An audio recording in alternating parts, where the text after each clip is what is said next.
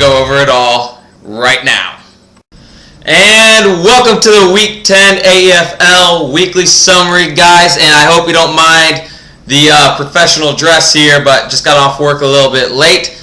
But if you guys need any help learning the wins or not, I believe I got it down these days. Real quick, going into scores, I took down Old Smuggler 163 to 122. Dustin, buddy, man, you talk about a big week as you put up the most points yet this year in the league with 179 as you beat the former Child Stars who only scored 118. BFE Baltimus is getting on a roll. Even though it's the lowest scoring game of the week, you still pick up the win 74 to 67 over Bradshaw Shank Redemption. Jacks on, Jacks off gets another win over Liquor in the Front, Poker in the Back, 119 to 74. The Raging Boners with the second lowest scoring game of the week beat Team Minivan 78 to 69. And Cocktoberfest, after getting that lucky tie from last week, you get the win over Inglorious Bastards 139 to 89. Which, by the way, I have to say, you getting that tie is complete bullshit. It took them till maybe like Wednesday to finally change the score, where they gave Reggie Wayne an extra point, where you end up tying Bar 127 to 127. But whatever, you know, it's kind of odd that we've had two ties this year so far. But what can you do? Going into my game with Tanner, I ended up looking, out of your 5 losses, 3 of those have been where teams put up their season high against you. This game included, where this ends up being my season high with 163 points. Both our defenses put up big points, but just the wrong week for you, as you would have beat 8 other teams in the league. But, I mean, like I said, just the wrong matchup for you. Dustin, man, this is just how scary your team can be. Like I said, you put up the most points in the league, 179. Calvin Johnson went off, man, just went off, 36 points. And Bar, you know you have a decent week, 118. Your lowest scoring guy is 5 points, with that being Kenny Britt. I mean, the 1-7-1 team just comes out of nowhere, puts up big points. Scary, scary stuff. As there's 3 weeks left in the regular season, he could just sneak into the playoffs. Now, Ultimus and Will's game.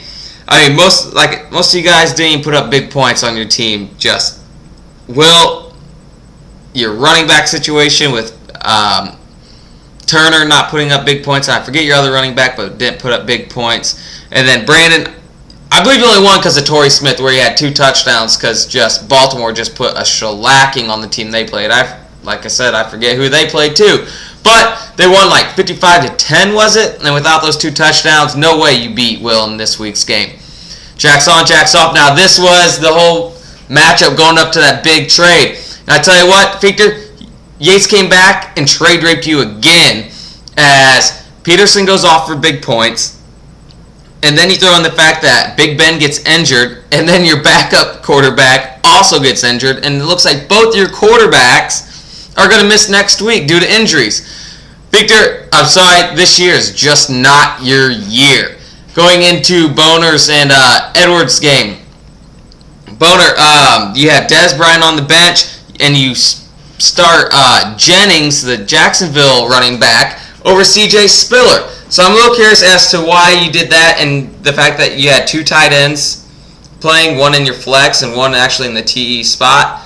I'm a little curious as to why you did that, but regardless, you still pick up the win, as because of that rain in Chicago last night, Andre Johnson doesn't put up big points, and then you throw in the fact that Owen Daniels didn't even play. It scores Edwards 0 points. So Boner kind of got a little lucky there, but hey, man, a win's a win. Then Cocktoberfest, just stealing wins. Ben, your your little moves there, starting Tannehill instead of Stafford, does not pay off. And then you have Darius Hayward-Bay that scores you big points, along with Steven Jackson on the bench who scores you big points. I'm not sure. You might have been able to pull off the win here against Trevor had you switched your lineup around a little bit. But who's going to foresee Victor Cruz putting up such terrible points thanks to Eli Manning's piss-poor play? Trevor, you had Crabtree on the bench. I don't know why you did that.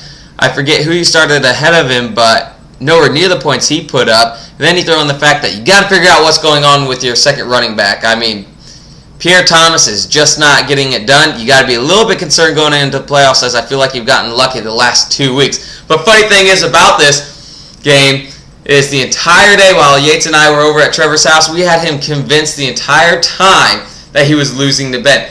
We had him so convinced that he ended up getting on his laptop checking out the scores. He checked his phone, and yet his game was only scores that weren't updating.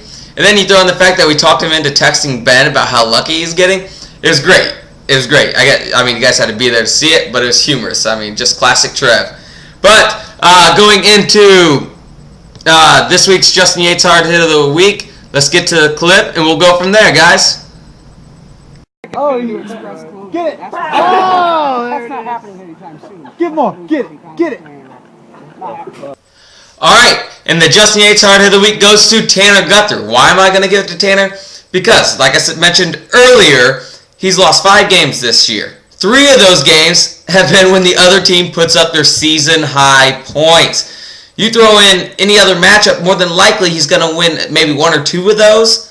But when you're facing the season high of another team, not much you can do. So this week's Justin Yates Hard Hit of the Week goes to Tanner Guthrie. Now, for my favorite part, and I've always said this just because I like to see Yates fall from that fence every single time, let's get to the A.E.F.L's Close Call of the Week.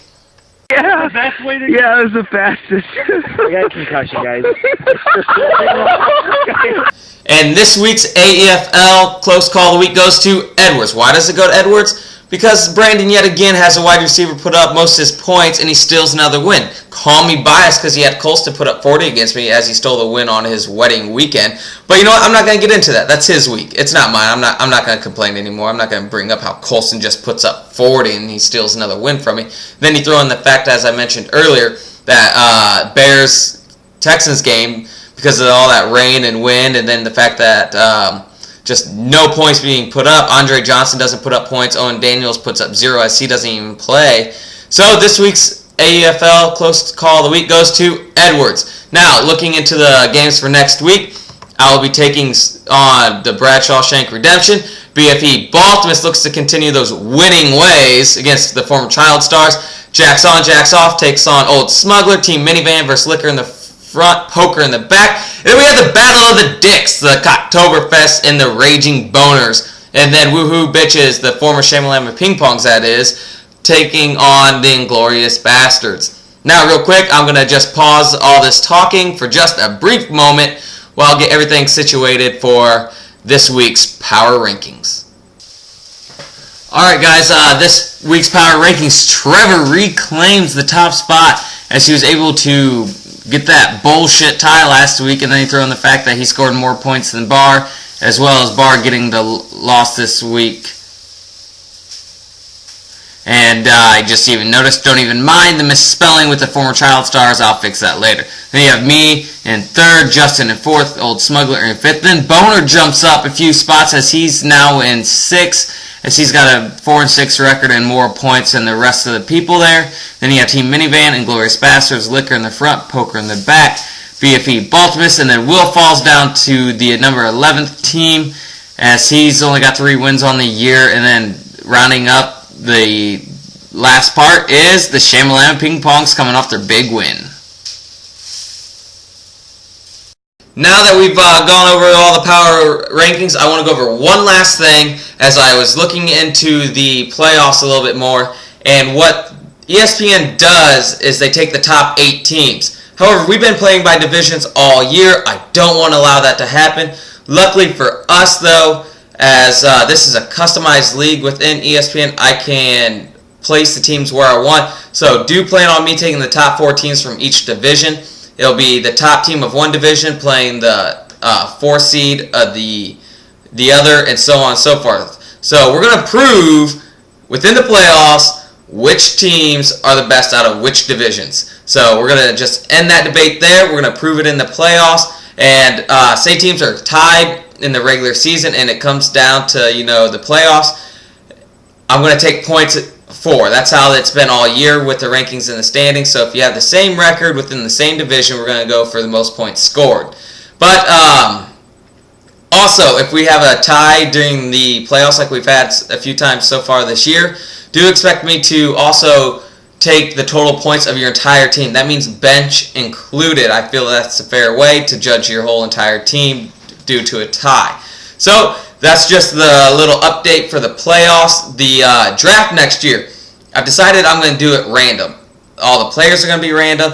The draft order is going to be random. However, since so many of you decided to state your claim with doing keepers, I think the roster that we have next year, we're going to keep 2 players from that roster and then draft like that, doing a keepers league. I'm not sure whether we should do it from last to first, as I find it really scary at the fact that Dustin just put up the most points in the league, and he could keep 2 of those players and then basically possibly draft first next year. So I don't know how I feel about that. We got a whole other year to decide, and I'd like to do, for 2 years do random, 2 years do keeper, go back to random. I mean, I don't know, it's just an idea for now, but that's how it's going to be for next year, all random, and then we'll do keepers. So I hope you guys don't mind that, but that basically sums it all up. That's the thoughts on everything for the playoffs and the draft for next year. But until next week, guys, as always, I'll talk to you later, and fuck you.